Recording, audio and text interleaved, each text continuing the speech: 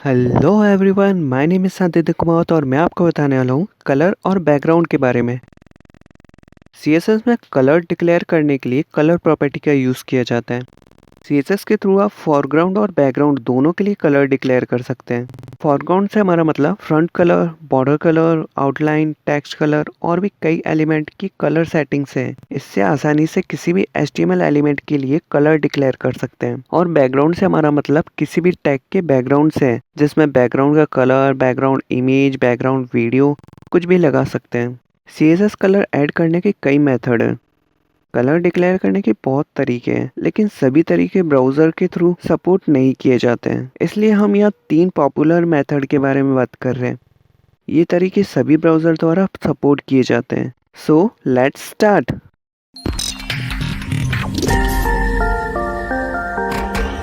सबसे पहले VS code open करेंगे, न्यू फाइल क्रिएट करेंगे, csscolors.html।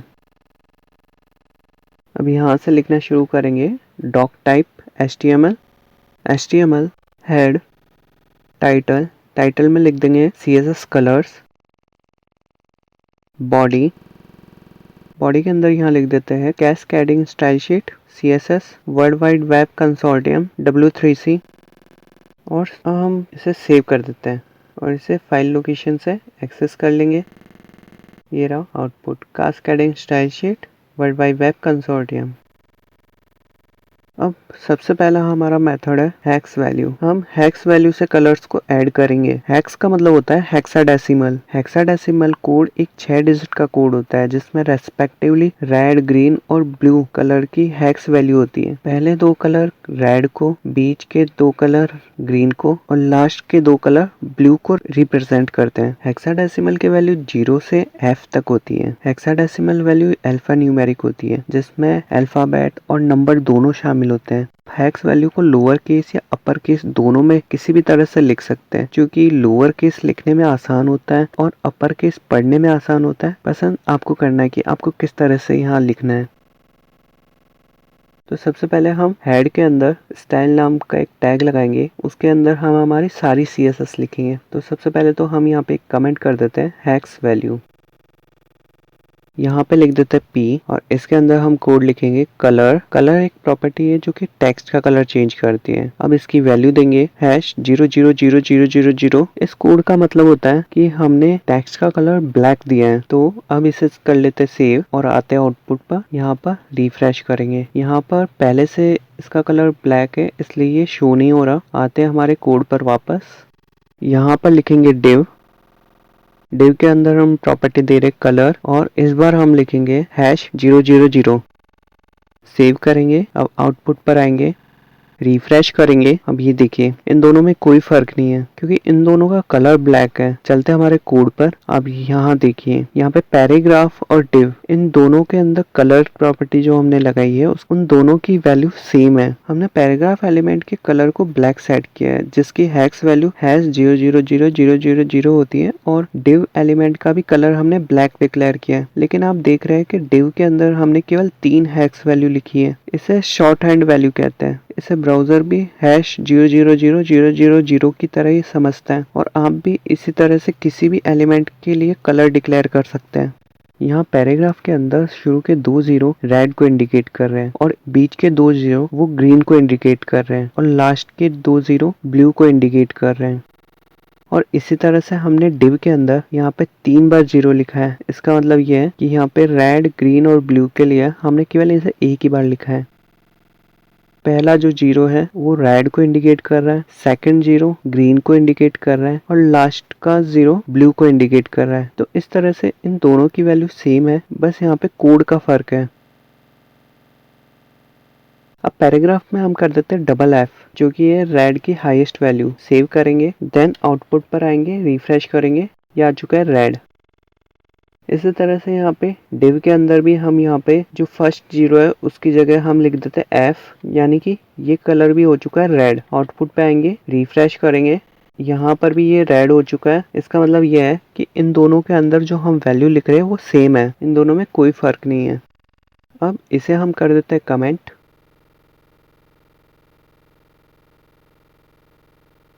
अब बात करते हैं सेकंड मेथड की, जो कि है RGB वैल्यू। RGB वैल्यू से हम कलर ऐड कर सकते हैं। RGB 3 शब्दों से बना है, जिसमें R का मतलब है रेड, G का मतलब है ग्रीन और B का मतलब होता है ब्लू। RGB से कलर की RGB वैल्यू लिखते हैं। आप RGB वैल्यू को परसेंट में भी डिक्लेयर कर सकते हैं। RGB वैल्यू 0 से 255 के बीच में लिखते हैं। इसका मतलब ये है कि RGB से 0 से 255 के बीच किसी भी कलर की इंटेंसिटी शो करवा सकते हैं। आप जितनी ज्यादा किसी वैल्यू को किसी कलर के लिए डिक्लेयर करेंगे, वो उतना ही ज्यादा कलर में दिखाई देगा। यहाँ पर एक वैल्यू हम और लिख देते हैं, hypertext transfer protocol secure HTTPS। अब हमारे कोड में यहाँ पर इसे कर देते कमेंट और अब लिखेंगे RGB वैल्यू। RGB वैल्यू के अंदर यहाँ हम फिर से लिखेंगे P कलर। इस बार हम इसकी वैल्यू कुछ अलग दे रहे हैं, इस बार हम देंगे RGB वैल्यू में, तो यहाँ लिखेंगे RGB 25500। इसे सेव करेंगे, देन ब्राउज़र पे जाके रिफ्रेश करेंगे, ये हो चुका है रेड। और इसी तरह से हम यहाँ पे फिर से एक डिव लिखेंगे, डिव के अंदर कलर के अंदर हमने लिख दिया RGB 25500। सेव करेंगे, देन ब्राउज़र पे रिफ्रेश करेंगे, यहाँ लिखेंगे सेक्शन के अंदर हम लिख देंगे कलर और इसकी वैल्यू हम लिख देंगे RGB 00255। सेव करेंगे, ब्राउज़र पे रिफ्रेश करेंगे, ये हो चुका है ब्लू। तो इस तरह से हमने यहाँ पे जो पहली वैल्यू है उसे हमने दिया है रेड कलर, सेकंड वैल्यू उसे हमने ग्रीन कलर दिया है और थर्ड वैल्यू उसको हमने ब्लू कलर दिया है। तो इस तरह से ये RGB वैल्यू वर्क करती है। यहाँ हमने पैराग्राफ एलिमेंट का कलर रेड डिक्लेयर किया है, जिसमें रेड की इंटेंसिटी फुल यानी कि 255 और बाकी कलर्स की इंटेंसिटी 0 है। आप इसे मिक्स करके अपने लिए जैसा कलर चाहे वैसा कलर बना सकते हैं। अब आप में से कई लोग सोच रहे होंगे कि हेक्स और RGB वैल्यू कहाँ से मिलेंगे। ये क्वेश्चन आना भी स्वाभाविक है कि हम हेक्स वैल्यू और RGB वैल्यू कैसे बनाएं, या कहीं से बनी बनाई वैल्यू भी मिल सकती है। आप कलर की हेक्स वैल्यू और RGB वैल्यू कई सारे ऑनलाइन कलर मिक्सर के थ्रू बना सकते हैं और आपको कलर मिक्सर टूल भी फ्री में मिल जाएगा, जिससे आप अपने मनपसंद के कलर बना सकते हैं। अगर आप ऑनलाइन कलर मिक्सर का यूज करना चाहते हैं तो आप ग्राफिक टूल जैसे कि एडोब फोटोशॉप, MS पेंट के कलर टूल से भी ये वैल्यू बना सकते हैं।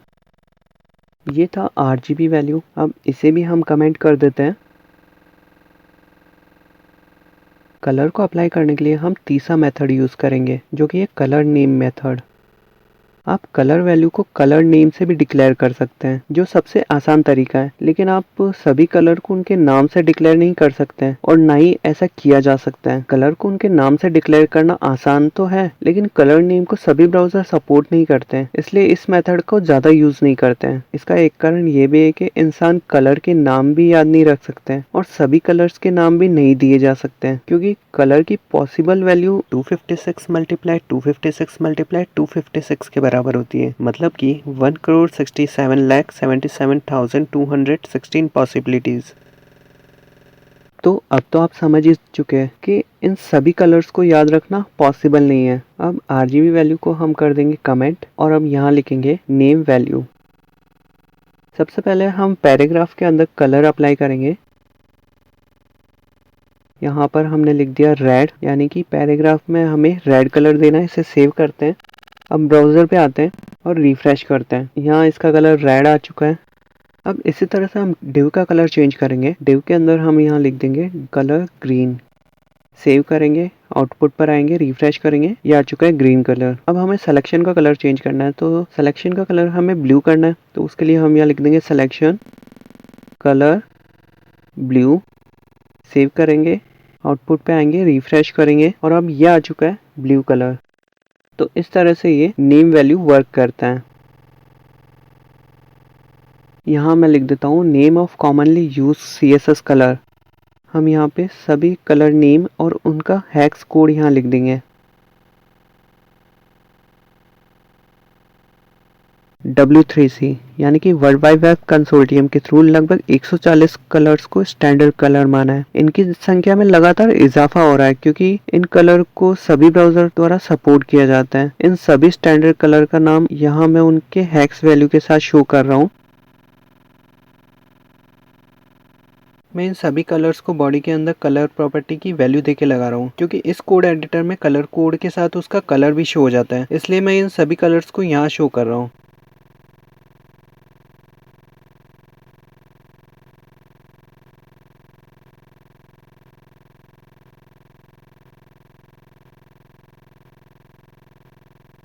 ये सभी कलर कोड हैं जिनके नाम मैंने उनके सामने लिख दिए।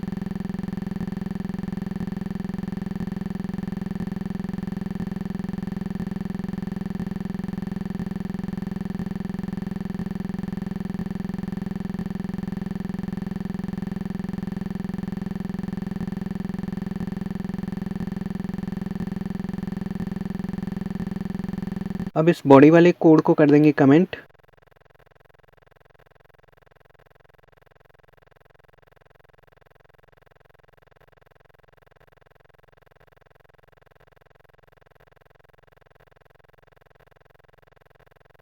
अब हम लगाने वाले हैं बैकग्राउंड कलर, तो उसके लिए हम यहाँ पे कमेंट डाल देते हैं बैकग्राउंड कलर।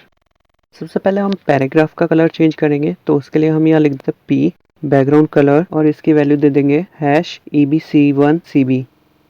बैकग्राउंड कलर एक प्रॉपर्टी है जिसके थ्रू किसी भी ऑब्जेक्ट का बैकग्राउंड कलर चेंज कर सकते हैं। अब इसे सेव कर देते हैं, आउटपुट पे आते हैं। अब ये देखिए पैराग्राफ का कलर चेंज हो चुका है। अब इसी तरह से हम डिव का कलर चेंज करेंगे, उसके लिए यहाँ लिखेंगे div background colour #AAFBAA।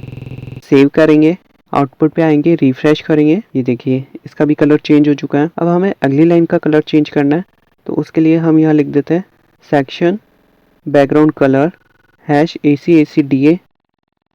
Save करेंगे, देन रिफ्रेश, इसका भी कलर चेंज हो चुका है। तो इस तरह से हम बैकग्राउंड का कलर चेंज कर सकते हैं। इसके बाद आता है बैकग्राउंड इमेज। हम बैकग्राउंड की इमेज भी चेंज कर सकते हैं। जिस तरह से हमने बैकग्राउंड का कलर चेंज किया, उसी तरह से बैकग्राउंड में इमेज भी चेंज कर सकते हैं। तो इमेज चेंज करने के लिए सबसे पहले तो हम इसे कर देते हैं कमेंट, और कमेंट में हम यहाँ लिख देंगे बैकग्राउंड इमेज, और यहाँ से लिखना शुरू करते हैं पी बैकग्राउंड इमेज URL, और इस URL के अंदर हमें लिखना है उस इमेज का पाथ, जहाँ पर भी वो इमेज है उस इमेज का पाथ हम यहाँ लिख देंगे। सेव करेंगे, ब्राउज़र पे आएंगे, रिफ्रेश करेंगे, ये आ चुकी है इमेज। इसी तरह से बाकी के कंटेंट पे भी हम इमेज लगा देंगे। तो इसे कॉपी करेंगे, यहाँ पेस्ट करेंगे, यहाँ कर दिया डिव, और सेव करेंगे, ब्राउज़र पे आएंगे, और यहाँ देखिए यहाँ डिव पे भी लग चुका है। अब वापस कोड पर आते हैं और यहाँ पे लिख देते हैं सेक्शन। सेक्शन के अंदर हमने लगा दिया बैकग्राउंड इमेज। तो इस तरह से आप बैकग्राउंड में इमेज भी लगा सकते हैं। अब यहाँ कोड में आप देख सकते हैं कि हमने एक ही इमेज यूज़ की है, उसके लिए हमने 3 बार कोड लिखा है। पहले पैराग्राफ के लिए लिखा, फिर डिव के लिए लिखा, फिर सेक्शन के लिए लिखा, लेकिन इसके अंदर जो कोड है वो सेम है। लेकिन CSS के अंदर हम क्या करते हैं कि किसी भी कोड को बार बार नहीं लिखते हैं, उसे केवल एक बार लिखते हैं, बस जहाँ जरूरत है वहाँ उसका मेंशन कर देते हैं। तो यहाँ पर भी हम यही करेंगे। सबसे पहले तो हम इसे कमेंट कर देते हैं और यही कोड हम लिखेंगे दूसरे तरीके से। सबसे पहले जो हमने कॉपी किया था वो यहाँ पे पेस्ट कर देते हैं। अब यहाँ पर हमें डिव और सेक्शन पे भी अप्लाई करना है, तो उसके लिए हम यहाँ लगा देंगे कोमा डिव कोमा सेक्शन। अब इसे सेव करते हैं, देन रिफ्रेश। ये देखिए ये इमेज अप्लाई हो रही है, इस पर कोई फर्क नहीं पड़ा। अब बॉडी के अंदर हम इमेज लगाना चाह रहे हैं, तो यहाँ पे हम लिख देंगे बॉडी बैकग्राउंड इमेज URL के अंदर हम दे देंगे उसका पाथ। हमने इसका पाथ दे दिया, सेव कर देते हैं, देन रिफ्रेश। ये आ चुका है बॉडी के अंदर बैकग्राउंड। यहाँ देख सकते हैं जो हमने बैकग्राउंड में इमेज लगाई है वो काफ़ी बड़ी आ रही है, तो उस इमेज को हम एडजस्ट करेंगे। एडजस्ट करने के लिए हम आते अपने कोड पर, यहाँ लिख देंगे बैकग्राउंड साइज 100%, सेव करेंगे, देन रिफ्रेश।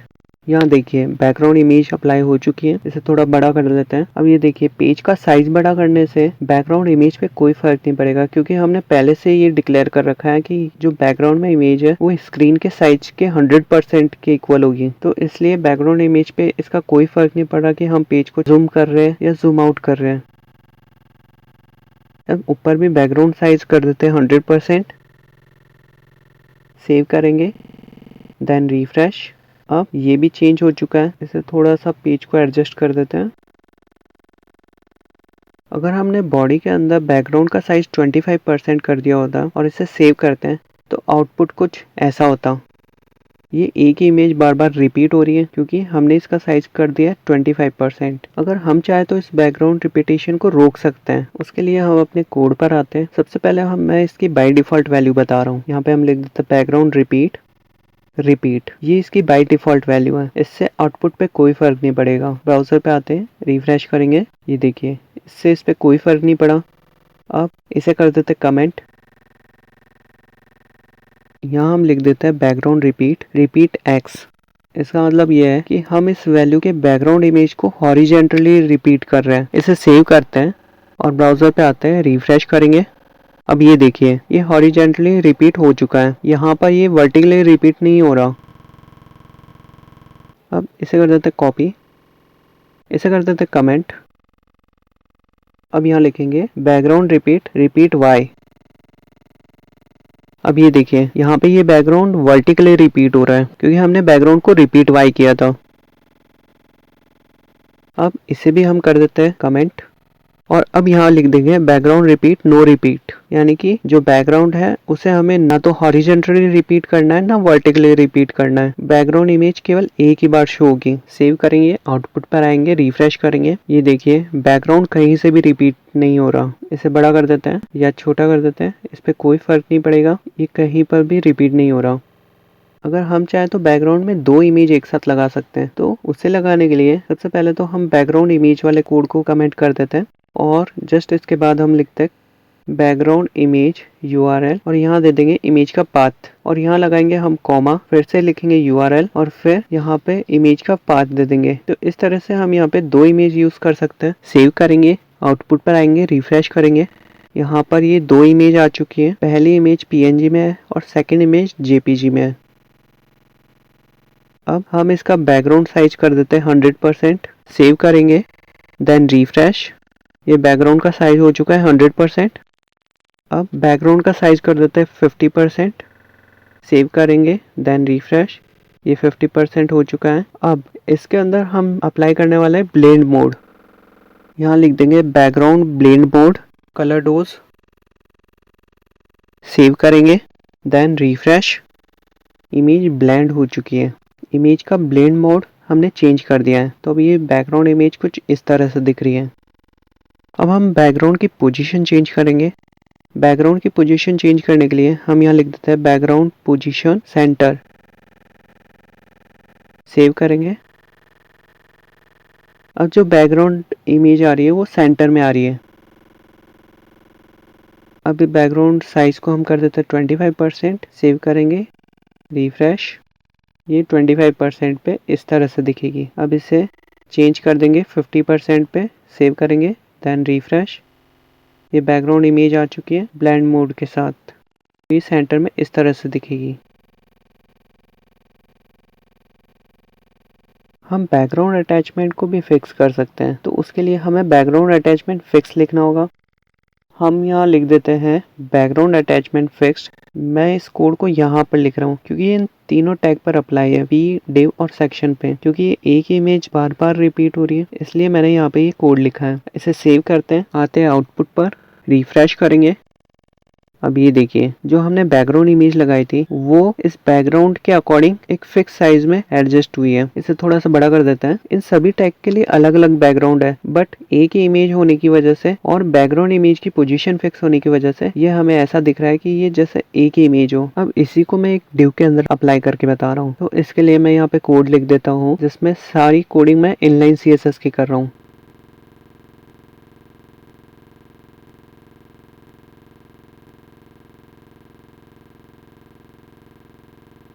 ये देखिए यहाँ पर ये आ चुका है। बैकग्राउंड प्रॉपर्टी का यूज वेबसाइट में बैकग्राउंड सेट करने के लिए करते हैं। बैकग्राउंड को कंट्रोल करने के लिए बैकग्राउंड प्रॉपर्टी भी प्रोवाइड होती है। नॉर्मली बैकग्राउंड बॉडी एलिमेंट को डिफाइन करते हैं जो पूरे वेब पेज पे अप्लाई हो जाता है। चाहे तो किसी पर्टिकुलर एलिमेंट के लिए भी बैकग्राउंड सेट कर सकते हैं। आप अपनी पसंद के अकॉर्डिंग किसी भी तरह के बैकग्राउंड को सेट कर सकते हैं। आप चाहे तो कलर बैकग्राउंड को सेट कर सकते हैं या फिर इमेज बैकग्राउंड को सेट कर सकते हैं। आप कलर को किसी भी तरह से डिफाइन कर सकते हैं। आप चाहे तो कलर का नेम डिफाइन कर सकते हैं या कलर की हेक्स वैल्यू या फिर इसकी RGB वैल्यू को सेट कर सकते हैं। अब आते कोड पर, यहाँ कमेंट कर देंगे लीनियर ग्रेडियंट बैकग्राउंड कलर। इसके बाद मैं इसे कर रहा हूँ कमेंट और अब इस बॉडी वाले पूरे कोड को हम कर देंगे कमेंट। अब CSS के अंदर जो हमने बॉडी के लिए कोड लिखा था उस सबको कर देंगे हम कमेंट। सेव करेंगे, रिफ्रेश करेंगे, ये सब कुछ हट चुका है, इसे भी हम कमेंट कर रहे हैं, ये भी हट चुका है। अब हम बैकग्राउंड में इमेज की जगह कलर लगाएंगे। यहाँ पर हम मल्टीपल कलर यूज करेंगे, तो उसे यूज करने के लिए हमें यूज करना होता है लीनियर ग्रेडियंट। यहाँ पर लिखेंगे बॉडी बैकग्राउंड इमेज, अब इसकी वैल्यू लिखेंगे लीनियर ग्रेडियंट और इसके अंदर लिखेंगे रेड ग्रीन ब्लू और सेव करेंगे। और अब ब्राउजर पर देखेंगे, ये देखिए ये तीनों कलर यहाँ पे अप्लाई हो चुके हैं। अब हमें बहुत सारे कलर अप्लाई करने हैं, तो इन सभी कलर्स को अप्लाई करने के लिए यहाँ लिख देंगे वो सारे कलर जो हमें बैकग्राउंड में चाहिए।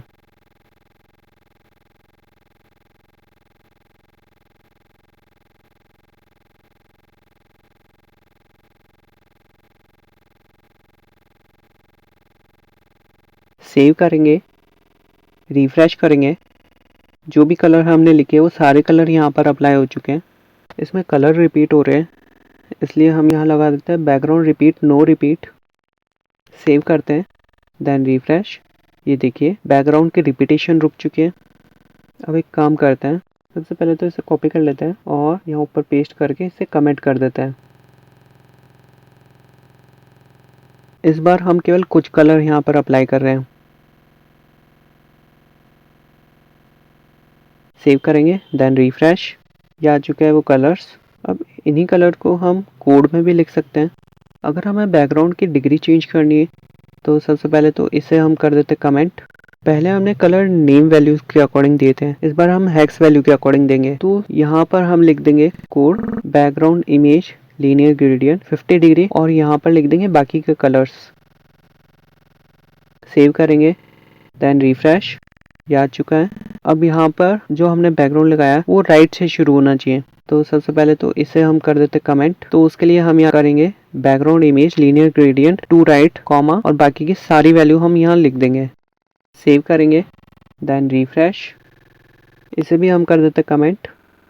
इसी तरह से अगर हमें ये कोड बॉटम में चाहिए तो टू राइट की जगह यहाँ लिख देंगे बॉटम। अब ये बैकग्राउंड बॉटम से शुरू हो रहा है, इसे भी हम कर देते कमेंट और इस बार हम केवल 2 कलर लगाएंगे और उसे कर देंगे टू राइट। सेव करेंगे, देन रिफ्रेश, ये आ चुका है। यहाँ पर हम फिर से कलर चेंज करेंगे, रिफ्रेश, ये देखिए ये कलर चेंज हो चुका है। अब बैकग्राउंड का साइज नो रिपीट और इसकी पोजीशन सेंटर में कर देंगे। तो सबसे पहले बैकग्राउंड का साइज 20% और पोजीशन सेंटर कर देते हैं। रिफ्रेश करेंगे तो ये 20% पे आ चुका है और सेंटर में आ रहा है। मैं इस कलर को वापस से चेंज कर रहा हूँ, इसे मैं कर रहा हूँ कमेंट और यहाँ से ये कमेंट ओपन कर रहा हूँ। सेव करेंगे, देन रिफ्रेश, ये मल्टीपल कलर्स आ चुके हैं। इस तरह से आप किसी भी तरह के टेक्स्ट के कलर को और बैकग्राउंड कलर को चेंज कर सकते हैं। हमने कलर लगाने के लिए यहाँ पे तीनों मेथड को यूज किया है, हेक्स वैल्यू, RGB वैल्यू और कलर वैल्यू। इन तीनों वैल्यू को हम अपनी सुविधा अनुसार लगा सकते हैं। हमें जो कोड सूटेबल लगता है वो कोड हम यहाँ पे अप्लाई कर सकते हैं। इस ट्यूटोरियल में हमने CSS की प्रॉपर्टी के बारे में जाना। आपने अलग अलग मेथड से HTML डॉक्यूमेंट में कलर ऐड करना सीखा और कलर को कलर के नाम से और कलर के कोड से भी अप्लाई करना सीखा। अगर आपको ये नॉलेज अच्छी लगी तो वीडियो को लाइक करें, शेयर करें और सब्सक्राइब करके बेल आइकन भी ऑन कर लें। Thank you so much for watching this video. We will see you next time.